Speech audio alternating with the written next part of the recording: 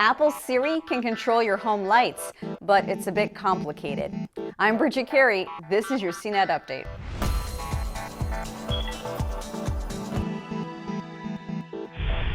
Your iPhone can be your smart home control center. You can give Siri commands to turn the lights on and off when you're away from home. But to do that, you need an Apple TV set-top box. That's right, your iPhone or iPad will not do it alone. Apple's TV box is required to control smart home gadgets with Siri voice commands when you're away from home. I know, that's a lot of ifs and whens. If you do not have an Apple TV, the only way to control home gadgets with your voice is if your phone is connected to your home's Wi-Fi network. But only talking to Siri from home just isn't as magical, wouldn't you say?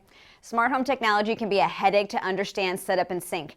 Generally speaking, each of your smart home gadgets, such as smart switches, lights, or thermostats, all can be controlled with an app. But Apple wanted to tie all these different gadgets under one standard it calls HomeKit.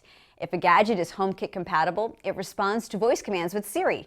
But you may find the experience messy in these early days. As an example, let's look to the first product that works with Siri controls and HomeKit. The Cassetta Starter Kit costs $230, and it's programmed especially for working with Siri. In our test, we found it easy to give voice commands to change the lights. That is, it was easy on the Wi-Fi home network. Doing this off the home network with Apple TV was a whole other story. CNET editor Megan Woolerton found that the Apple TV connection was acting wonky and kept quitting on her during her review, and she's troubleshooting it with Apple as of this report.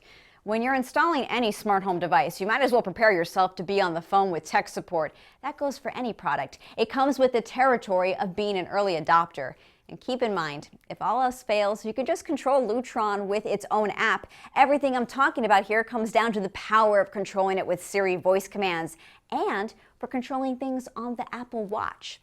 It's hard to understand why Apple would require its Apple TV set-top to make things work when you're away from home. But maybe the company will address more of this at its big conference on Monday. And as for the Apple Watch, the company announced that in 2 weeks, you'll be able to purchase one in stores. Before, you had to order online to get it. The watch is also expanding sales to 7 more countries. That's all for this tech news update, but if you're still curious about the Lutron HomeKit system, we have a full review up on CNET.com. And mark your calendar to follow our live coverage of Apple's event on Monday. It starts at 10 a.m. Pacific, 1 p.m. Eastern, and we should learn more about new software for iPhones and Mac computers. Coming to you from our studios in New York, I'm Bridget Carey.